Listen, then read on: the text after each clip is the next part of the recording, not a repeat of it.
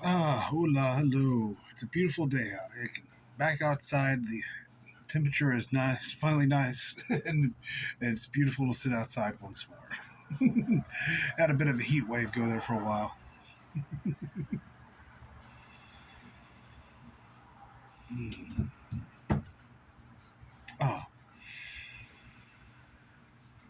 Oh, just want to breathe some of this in. It's so beautiful.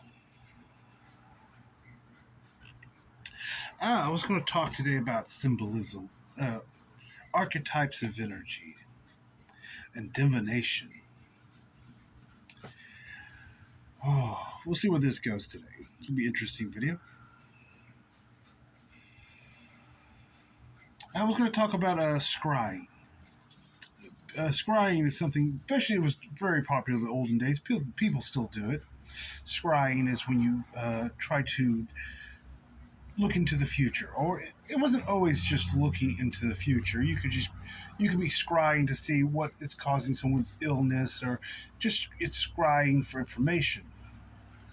Um, what do they call that nowadays? People don't use it the same way they do. What do they call that? Those military people seem to love it. The mental. They've gone and taken it very mental. Oh, it's gonna drive me crazy. Yeah, I can research before I do these videos, but I don't. It's those military guys who like to try to predict the future. Usually, they're using those military techniques that U.S. Army or something had, or CIA or had tried to figure out at some point, and it works to a degree. But it's very mental and very limited, and what they bring back is usually a bunch of garbage. We'll get into that and why. The simple answer is they're trying to humanize it. Hello, little miss. Yeah, kittens are out playing and frolicking in the yard. They've been having fun climbing trees and chasing each other. You gonna say hello, little miss? Hello, baby. Yes. Well, say hello. Oh, yes, this is little miss. For anybody who watches my video, when I started these videos, I had no cats. Now I have 5. They just keep showing up.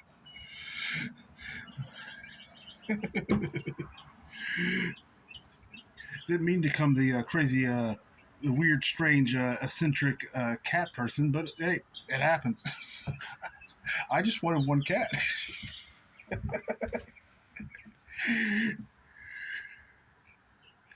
But we'll get back into. I think I was talking about they're trying to humanize it. You can look at it this way: archangels. People love archangels. Archangels are just archetypes of energy, symbolism of an energy, and you bring it into a human form and give it human characteristics, and it becomes an archangel. But that's just an illusion. It's a beautiful and poetic illusion. I'm not saying there's anything wrong or bad with it. It's just it's not what it actually is. That's kind of the point I just want to talk about today. There is the humanization that happens when you go out into the other realms. You try to make it Earth-like. You try to make it human-like. You try to make it you humanize it. You try to make it mental, structured. When I've talked before, the other realms are the way I feel into it is it's freedom. It's absolute freedom. It's the absence of structures. It's all happening now. It's all simultaneous without time or space. It's chaos. The chaos meaning simply the unknowable, what the mind cannot understand. That's why I would say consciousness is acceptance, compassion, and gratitude. The mind cannot understand these simple things. The mind cannot forgive. It has no true acceptance. It can't because it can only divide things, separate things, tear things apart. It can't understand forgiveness because it'll always have a but to it. I forgive you, but. I accept you, but. I have compassion for you, but. I have. And these are the things that the mind just simply doesn't and cannot understand. It is the unknowable, it is the great mystery. That's what you were taught in the mystery schools. The mystery, what the mind cannot understand. You have to bypass the mind. Go, because the mind will humanize it. The mind will bring it into structure, bring it into symbolism. This is why symbolism was studied so much, to understand symbolism. So you can then look beyond the symbolism. And I'm not saying you have to go out and study symbolism or study all these archetypes. You really don't. There's nothing to learn. There has never been anything to learn because all is known. All has been known and it has always been known because all is now. Everything is happening now, simultaneously, in an infinite, timeless, spaceless moment. Consciousness is just in a breath, in an expansion, eternally, because it's eternal because there's no time. It's just what is.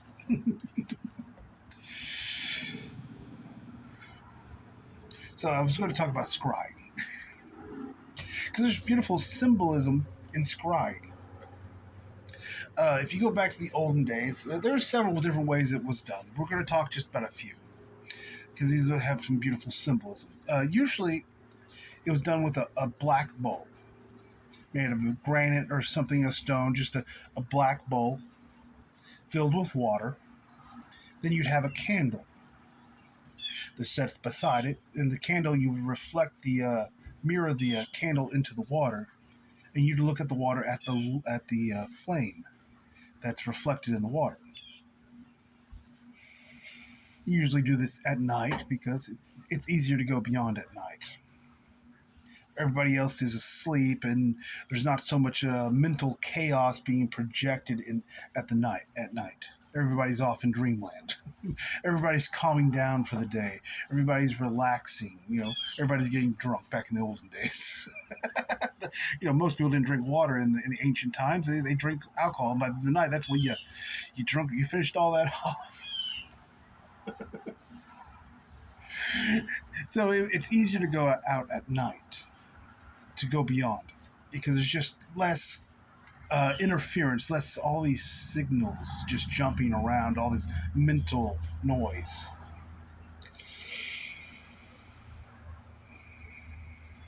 That's why is it midnight, the witching hour? Because at midnight, most normal people are asleep. That's why it's the witching hour. That's why it's the best. It was the best time to go out. Have your rituals to get out of the mind. We can talk about Halloween here in a minute too, maybe. But it's just a black bowl filled with water. You have a candle and you look into it. This is also done with the mirrors at times, of a mirror that was painted black on the back. That's where you get that TV show or Netflix show that's called Black Mirror. It's supposed to sound mysterious and scary because it's witchcraft. That's why people call the phones you look at are really like black mirrors. You can look into them. You can put light a candle on the side of it and reflect it into the center of the phone, and you can look at that reflection. There was also different kind of volcanic glass ones they used as well, I believe. But we'll start with the water in the bowl. It's a black bowl with water in it. You have the candle, the fire. There's symbols. You got fire, you have water, you have stone. Stone symbolized physicality, hardness, the earth. You have what? You have all four elements. You have water, fire, earth. Water. See if I can remember. Water, fire, earth, air, because you have air in between everything. You have the four main elements being used. You're bringing all the elements together to be used. Some days it's like, it'd be easier. I could research this and write this down before I start talking, but it is what it is. I let go of the structure. I just allow it to come out however it comes out. It's a lesson there. Nothing is random. Nothing is as it seems. But you have all the elements. So that's one of the, you have elements. You have the fire, the water, the air, the stone. So you have that symbolism, that archetype of energy, bringing all these elements together. The main elements. But also the water. What does that? What does that symbolize? The primordial sea. The Egyptians said we came from the primordial sea. In the Bible, it was the waters. It's usually a symbolism for water. Is usually a symbolism for consciousness. Then you have the light, the fire. It's, that's from chaos was birthed eros, desire, passion, fire, flame, the desire of love, the desire to know the soul, to know thyself. Beautiful. So you have that symbolism going on. You have also light is awareness, consciousness, aware. You have the water as consciousness, the light as awareness. You have consciousness and awareness symbolized in it. And you're bringing your focus. You're staring into it. You're focusing on that light. But you don't just focus on it. You allow your gaze to kind of go blurry. Because you have two eyes. You have a dominant eye and you have a passive eye. Sounds like consciousness, doesn't it? Consciousness has a passive. Consciousness has a active. You're allowing those to blend together instead of one just being focused on the active eye and not really paying attention to the passive eye. You allow those to blur together. There's great symbolism in that. So people even do that to see auras. They'll stare at somebody and let their eyes go out of focus into a kind of a blur, and then they'll see colors. Some people will, some people won't. Doesn't mean you're more spiritual if you do.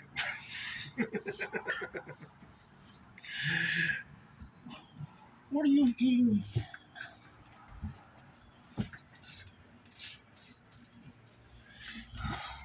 To watch these cats get in trouble.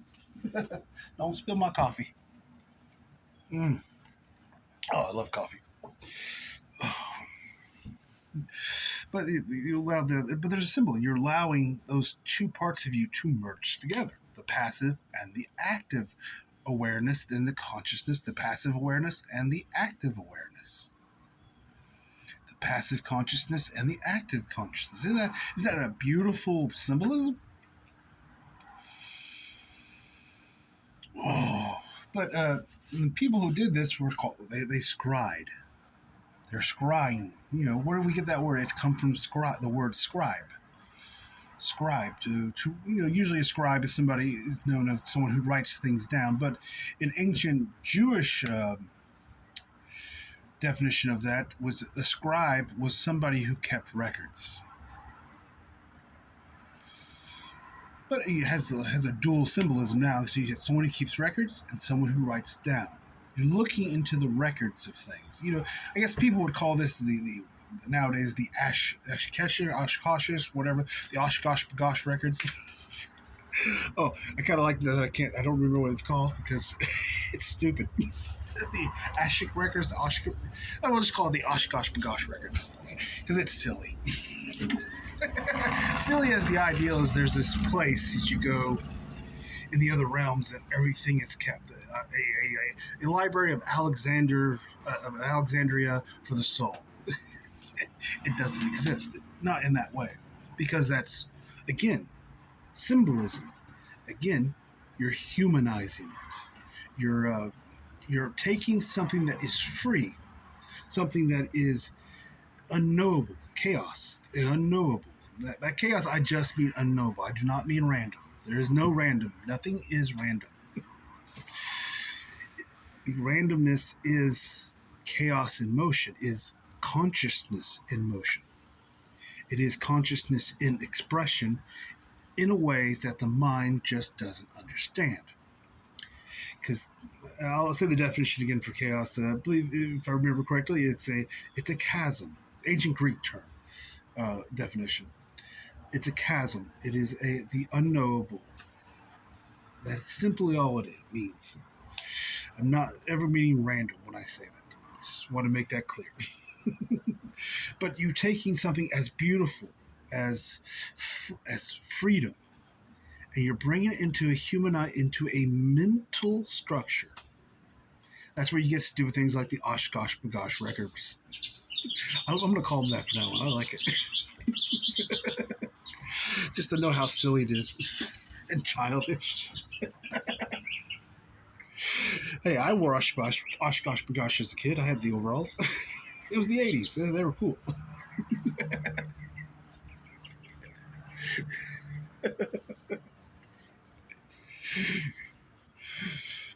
But yeah, at some point you outgrow your Oshkosh Bagosh and you want to get something better. Stop having your mom buy all your clothes and choose what you wear, and that's when you throw away those stupid Ash records, Ash Hockey records, whatever you want to call them. The stupid records, the Library of Congress in the other realms. Like I said, do not take everything so seriously. This is a joke. Well, it's not a. It's a joke in the sense that it's supposed to be fun. It's supposed to be enjoyed. It's supposed to be a laugh. If you're taking it so seriously, you're just going to have suffering and pain and all that other bullshit. That's no fun. But that's what you're choosing. When you take your structure, your humanization, your archetypes of energies brought into structure, and you just take it so goddamn seriously. But we'll get back to the divination, the scrying, the scryer, those who scribe. Well, they were looking into a black pool with a little light. They were going out of focus, but you're looking into darkness. There's a saying: the darkness is your divinity. There's also a saying: people are not afraid of the dark; they're afraid of the light. They're afraid to bring their awareness into the darkness, because the darkness, your divinity, is your potentials. It's why it's kind of funny when people think there's a library of Alexandria or whatever you want to call it in the other realms you can go to and find all this information about. No, it's right here. It's everywhere. It's it's where it needs to be when it's supposed to be. It's chaos. It's just there. Oh, it's in the air. That's how Nost or knowingness works. It's there when you need it. That ideal, that knowingness just comes to you when you need it. Sometimes right before you need it, right when you need it. It doesn't follow the linear path. It's just there. You just know. There's no warning. There's nobody knocking on the door 3 days before. Okay, you're going to get your knowingness in about 3 days. No, it's just there when you need it at the perfect time. You need it. That's how Nost works. How the knowingness. Because it's everywhere and it's nowhere. It's always where it needs to be. It's imperfect. This chaos is harmony. It's not logical. It's not linear. It doesn't move in the way that the mind can understand. It seems random. It seems haphazard in a way. It seems clunky to the mind because the mind wants everything to follow a set path and movement. I started at point A, I went to point B, C, D, E, whatever, and I followed this path to get to the end. But consciousness doesn't work that way. Consciousness can start at the end, then go to the beginning, then go to the middle, then go back to right before the middle, then back to the beginning again, and back to the end, then back to somewhere else. Then it could be in all those places simultaneously. And the mind just can't understand it. The best thing to do is not to think about it, to feel into it, to open your heart to it. It's just there. It's in the air. But the problem is most humans, it's so confusing, and they can't. They have to have something. They have to have something to hold on to. Like I can say, there's coffee and it's in the air. The taste of coffee, the feeling of coffee. You can do it. You can feel coffee energetically. There's coffee. You don't even imagine it, because imagining it is still bringing it into somewhat of a structure. It's not a bad thing, imagination. Um, this is where it can get kind of tough talking about these things. People get mental ideals. Things are good, things are bad. Don't do this, don't do that. Blah blah blah. Oh, I just want you to be aware of it and know what's happening. I'm not here trying to set up rules and regulations and starting new procedures and structures and adding more junk to things. Don't do that. I'm just going to say, don't do that. Just realize that's what's happening when you're imagining. You're taking energy, you're humanizing it and putting it into archetypes of energy. This is why your dreams seem so goddamn fucking strange at times. Because they're taking energies, the mind is trying to relate them to things, and it's not understanding what they are, and you get these weird collages of symbolism that the mind can't bring a memory to this life or to a person to or to a thing to, and all of a sudden, okay, I don't know what this energy is. It seems spiritually, so it's Jesus. So now you had a dream with Jesus in it. Or I don't want to talk about people by name, but I knew a girl who had some mental problems. And to her, when she was in the hospital, under sedation and all these other coma things, she had Kurt Cobain come and speak to her and tell her things. Kurt Cobain, of course, being a musician. Was it actually Kurt Cobain? Probably not. She was humanizing it. She was taking the energy. Her mind didn't understand who it was, what this was. Really, it was herself. Because Kurt Cobain was someone she idolized, someone she looked up to, someone she would listen to.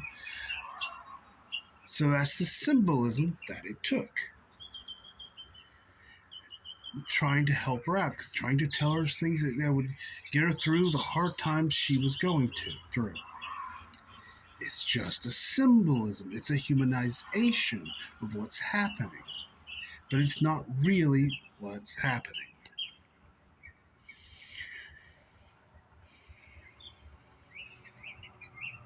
It's just an archetype of energy. Just like an archangel.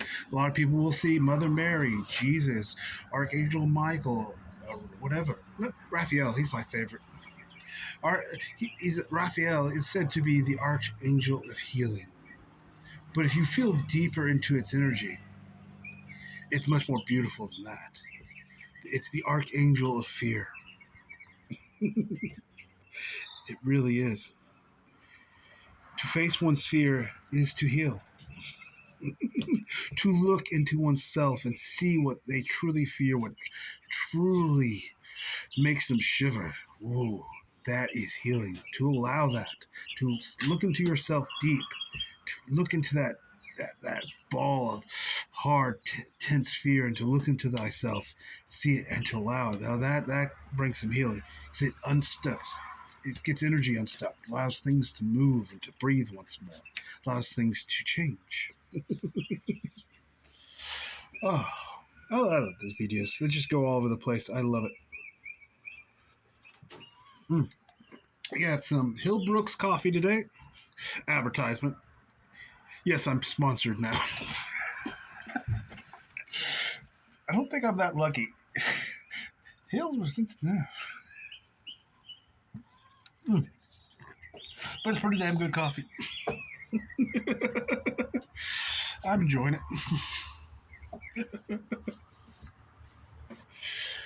Oh, I love these videos. They just go all over the place, don't they? They just they're a bit chaotic.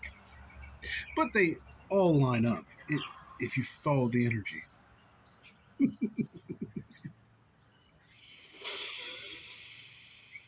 Oh, you have to get a little bit out of the mind. I always wonder, could I have watched these videos back in the day before I got into all this craziness when I was still a very linear person? I don't know if I could have gotten through one of these videos. So if you do, well, proud of you. I'd be like, because the human wants structure, the human wants information, they want data and data. They want to build up a reservoir of information and data so they feel more safe, more better about themselves. But enlightenment isn't about that.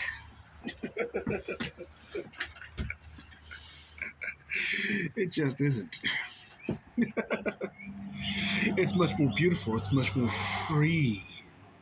That's where you get the freedom from. Most people, you ask, do they want freedom? The answer, they'll say yes if you ask them. They want freedom. But real freedom isn't humanized. Real freedom isn't structured. Real freedom feels like chaos. It feels unsafe to the human. Because the mind is all about protecting the human. It's one of its jobs. Keep the human alive. It's one of its main programming. Keep the human alive. Don't let it do things that'll get it killed. It's why it gives you such amounts of fear for things that you think can harm you. It'll say, "Oh, that's a bad thing. I need to give you fear for that. You said that's a harming thing. Okay, I'm doing my job."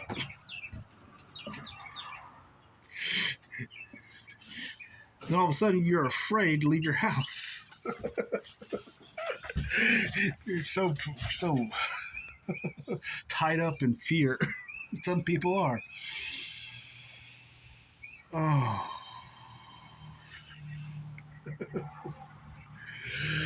Oh. Beautiful video. Not sure where we were going, but hey, I'm just walking into it. Enjoy my coffee.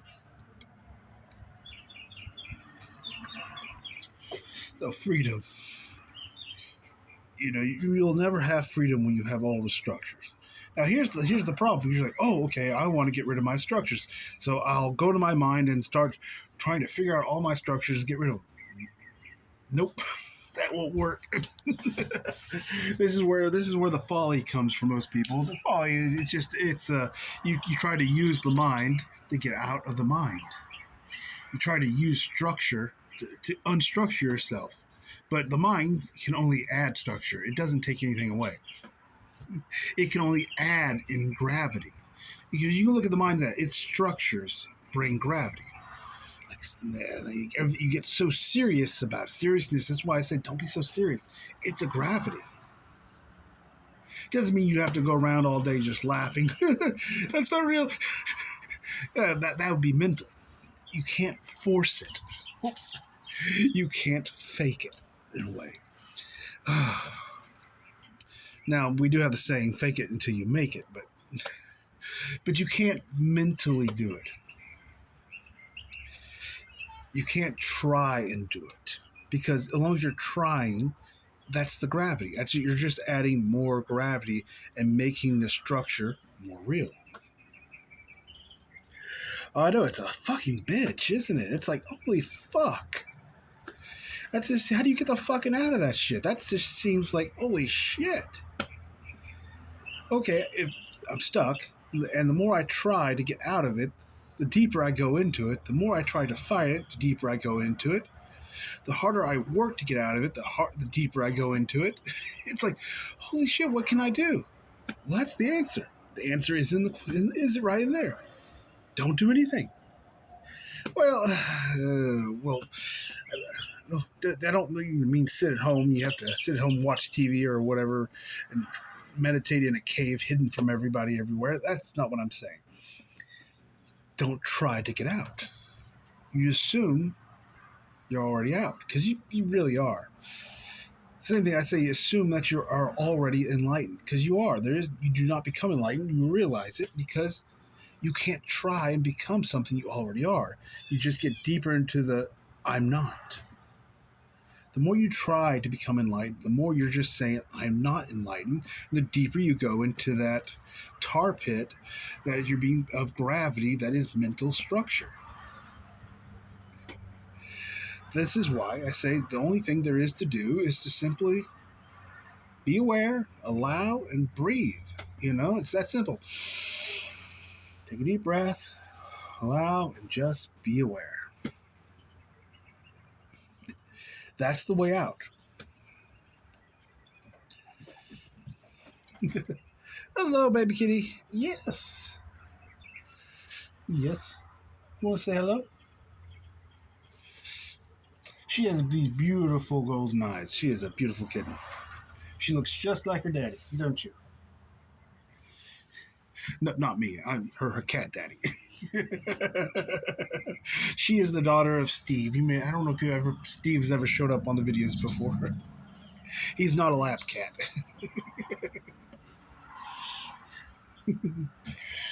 Oh, I see. That's what I call a distraction. Distractions are beautiful. I want to keep reminding you about distractions. It's because, a lot of people don't like distractions. They think they're bad. Oh, I'm being taken out of my focus. I'm being stopped from what I'm working on. Well, that's the whole point of a distraction. They stop you from fucking trying. Because you're getting all mental. You're trying to think about it too much. You're trying to figure it all out. And distraction pulls you right out of that. And you're just having an experience. You're just having an experience. Having an experience of the cat visiting us. That's just an experience. They're great distractors in these videos. I love them for that. It pulling you out of the seriousness, out of the focus, out of the, I got to understand this. I got to figure this out. Don't. Take a breath. Be aware and just allow.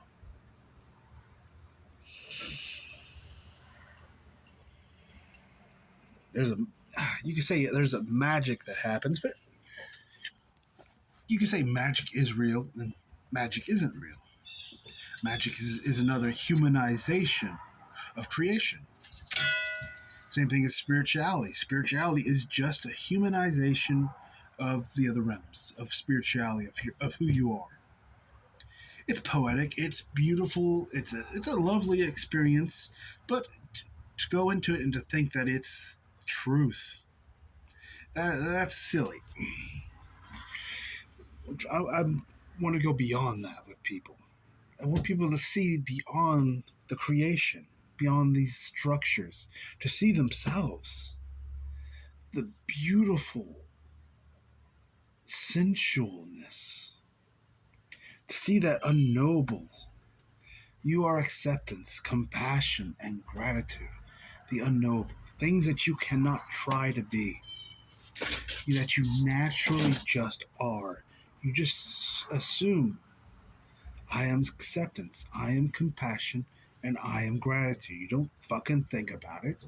You don't try to be compassionate.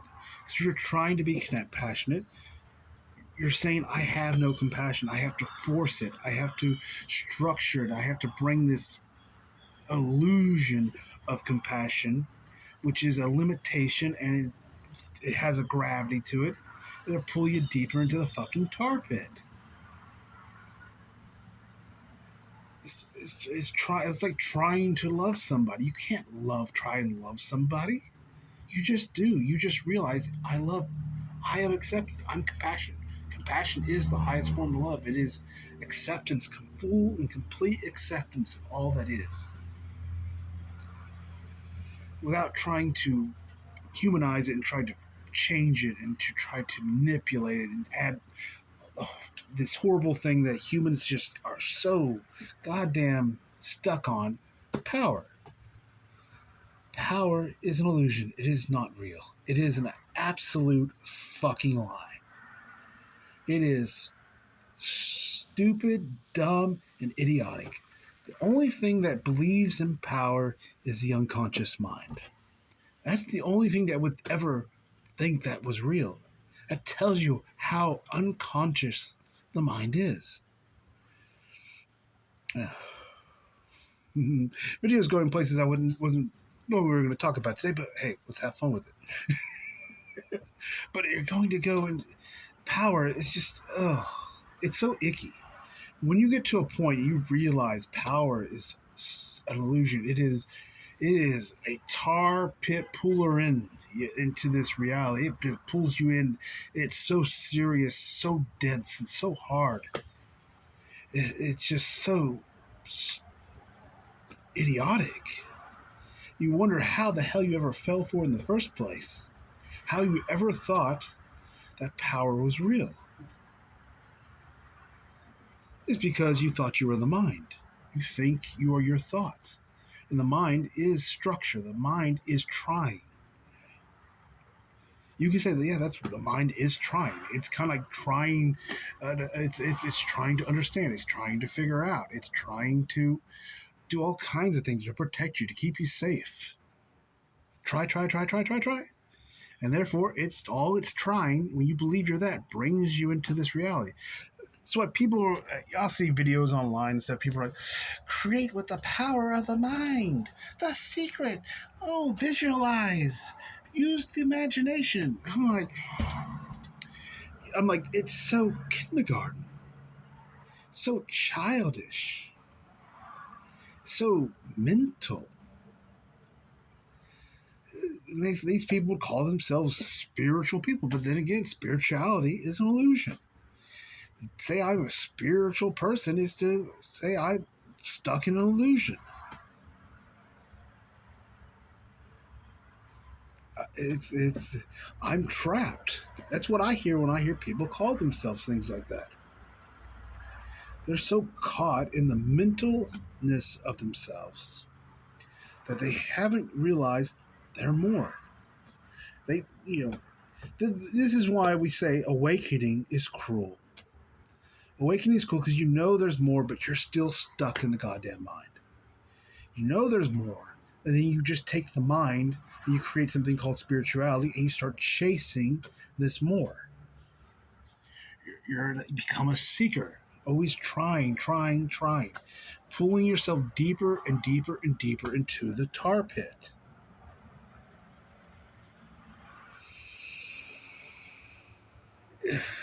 Into the illusion, into the hologram, the dream, whatever the fuck you want to call it.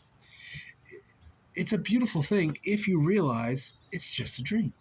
It's a beautiful thing if you realize it's just an illusion and you're not taking it so goddamn seriously. But when it is just truth, it is truth that this is real and that's all there is, then that's what it is to you. That's the experience that you have, and it becomes harsh and serious and painful. Oh.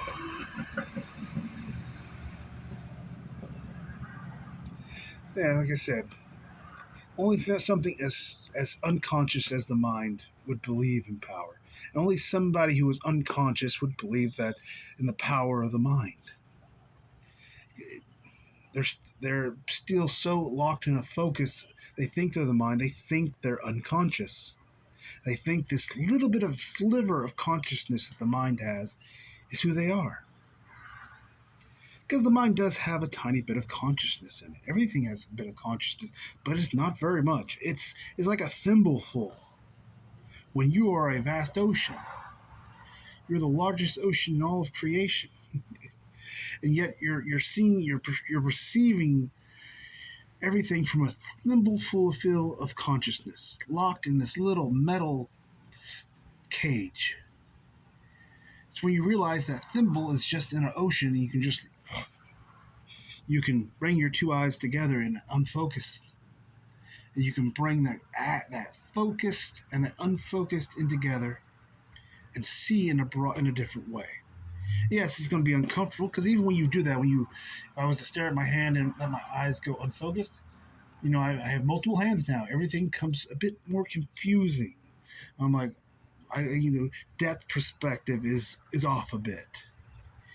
I'm used to one way of doing things, but now I have multiple sights, seeing things in multiple different ways.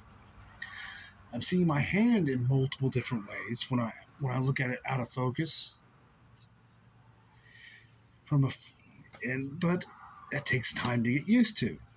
And a part of you just kind of like, okay, I don't want to do that. I just want to cover that one eye up and just, all right, okay, I can see better now, or I can see more in focus, more clearly. It's just symbolism. It's just an archetype.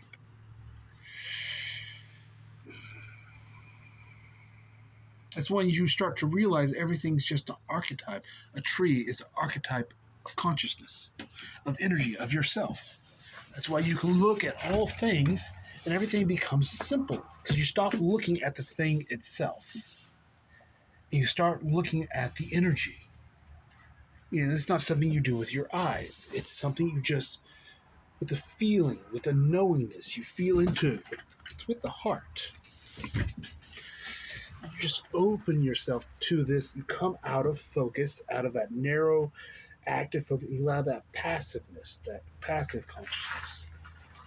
And it brings a new view. And yes, at first it's confusing. At first it feels blurry or disorientating because there's too many things. It's different. It's not what you're used to. The mind doesn't understand it.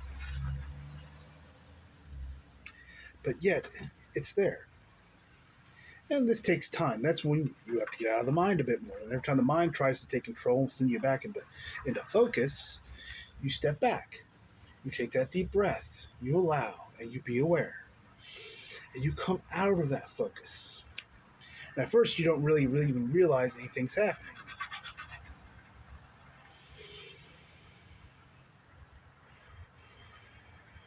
Because the mind blocks it out. I've talked about this before. The mind is a filter. It blocks things out because it's confused by it, doesn't understand it. It sees it as nonsensical information.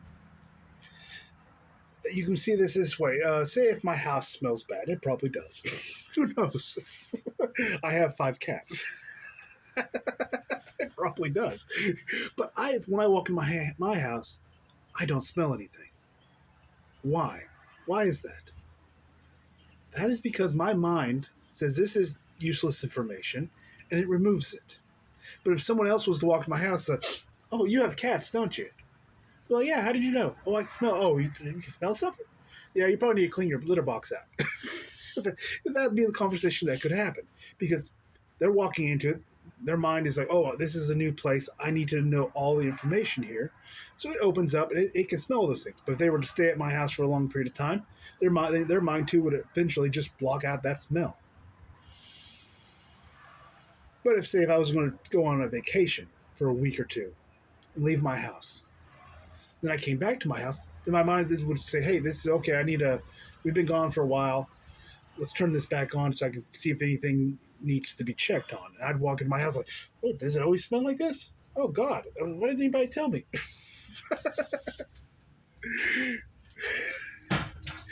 It's like that. The mind filters things out. And at first, you've been filtering all this stuff out for a long time.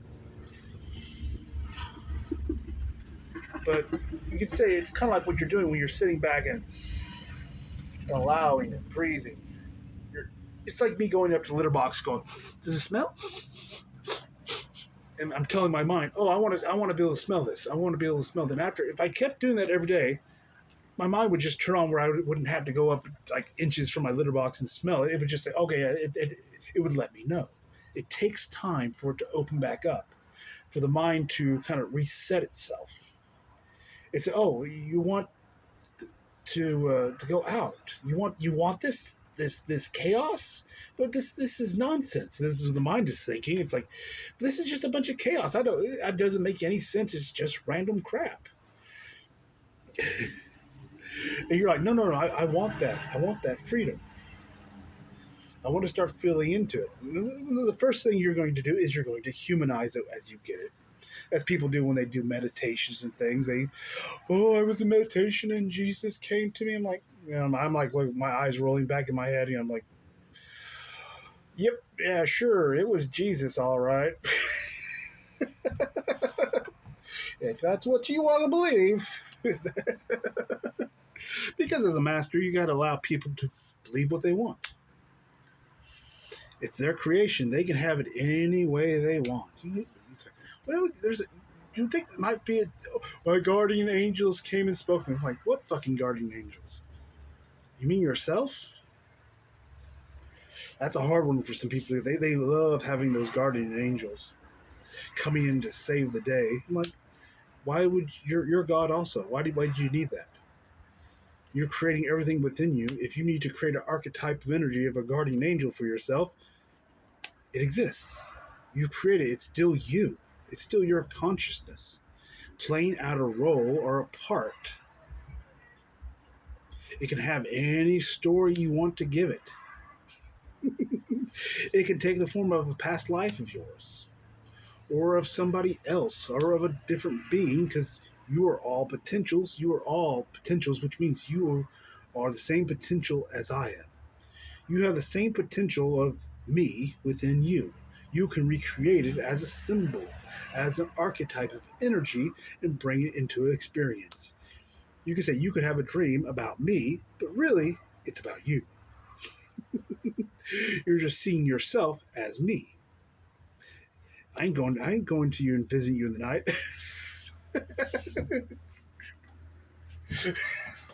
I got better things to do.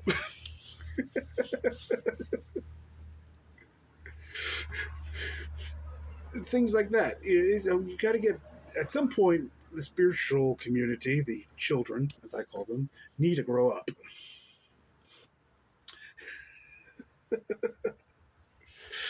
We need to go beyond this humanization of the other realms, this humanization of consciousness. Now, there's nothing wrong with the humanization part. It's a beautiful thing as long as you know that's what's happening. Because, like I said, there's nothing good, there's nothing bad. These things do not exist. They're made up, they're invented, they're nonsense. It's okay to have Jesus as a guardian angel, whatever you want to call it, as long as you know it's not Jesus. It's not a guardian angel. It's just you helping you.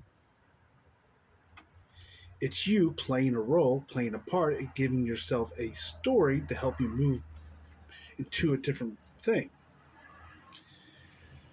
This is going to be a tough thing. A lot of people will really resist this because they love their stories. They love their structures. It gives them safety. It gives them...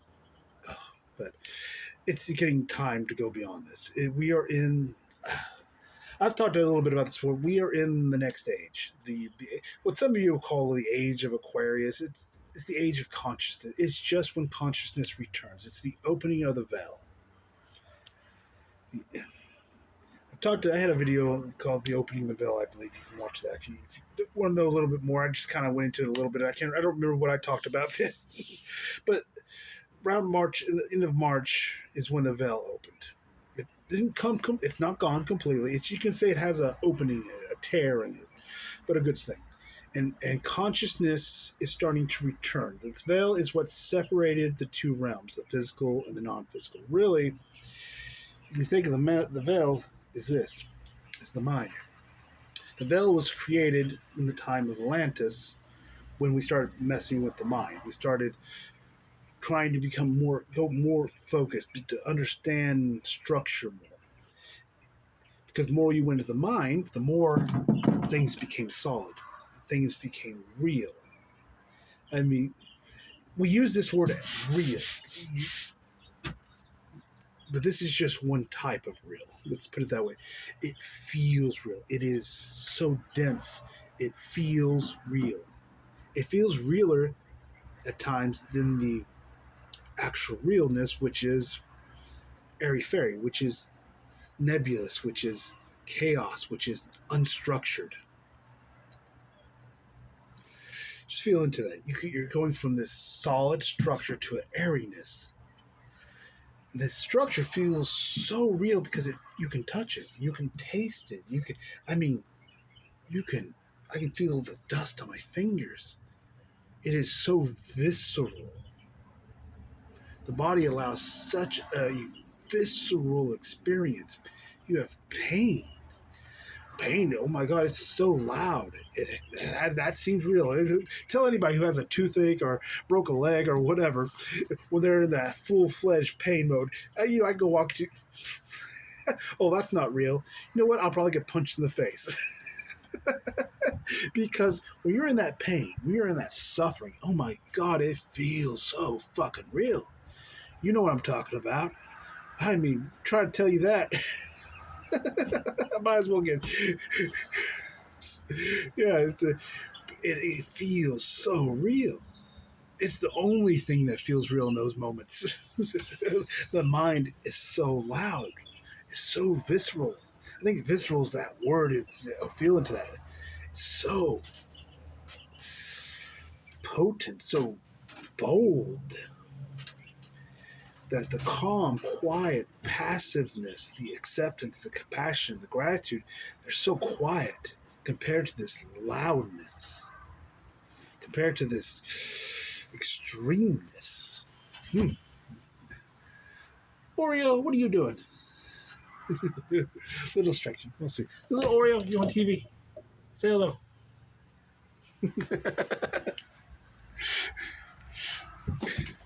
A little distraction there. But the veil around March time has been opened up. So it's been what, about 6 months now since the opening of the veil, and consciousness is slowly coming in. And it's starting to affect things. It's going to get more potent and more potent as time goes by. It is easier than ever before to go beyond the mind. And it will just continue to become easier. Enough humans have said enough. Enough humans have said no more. No more of this mental bullshit. It's time to go beyond. It's time to stop living in that little thimble of consciousness, that little mental box, and go back into start bringing that ocean in. So it starts as a little trickle of water, becomes a stream, then a roaring river, then finally, it's going to be a long period of time before it becomes a full ocean and it just covers everything. But it's starting to cause things where people, when they take that moment, when they sit back, they take that breath and they just allow and wear it. And a lot of people won't know that's what they're doing. They're not doing it with awareness, with consciousness. They're just kind of doing it because they're tired or wore out. They just sit back for a minute. Oh, we're tired. I can't figure this out. I'm so lost. I don't know what to do. They're going to sit back after they get a headache and go and take a breath for themselves. And that's when they're going to get their idea. That's when they're going to have that knowingness, that wisdom. It's just because it's so much easier to go out. They're not meaning to do it. They're not consciously trying to do it right now. But they're going to do it nonetheless. And these conscious ideas, these consciousness, they're going to bring it back into this reality. And they can use it any way they want. They can ignore it. They can try something else. Most times they're going to take it and put it into the mind and try to mentalize it. But at times they're not. At times they're going to allow it to be real consciousness. But this opportunity is now available to everybody. Anybody who just sits back, just takes a breath, and allows. And that's going to become easier and easier. And that's going to cause a lot of disturbances on this planet, because people going out to the other realms and bringing potentials back with them, then bringing those potentials into this reality and playing them out, manifesting them in their experiences, is going to change things. It's going to take time. It's not right now. A lot of people, like I said, are doing it without awareness. But as times go by, there will be more people come aware of this. More people are going to realize what's happening. I'm not talking it's going to, this is a 1,000-year process. But in the next 30 years, everything will change because of this. With artificial intelligence, it's one reason why it's happening now. Nothing's random. Artificial intelligence is here, but we need the consciousness to go along with that. Because if you don't have consciousness with that artificial intelligence, you're going to end up just like the mind. But the good news is we have the wisdom of it. This is an artificial intelligence here. We've been stuck in it for thousands of years. We gained a lot of wisdom for it. We've internalized it. We've lived it. Now we can take what we've learned, what we know about the mind, about computers, about artificial intelligence, and do it, manifest it outwards, and have the consciousness to do it in a way that's beneficial to humanity and not destructive. Oh, this is going to be an interesting Halloween because Halloween is the time when the veil is at its thinnest. Now, with a tear in it, opening in the veil, and it's going to be at its thinnest, the veil that's still there. I'm very interested in how Halloween is affected this year. We'll watch the energies and see what happens. All right, this has been a long and rambling video. I hope you enjoyed it or were confused by it at least. Have a great evening.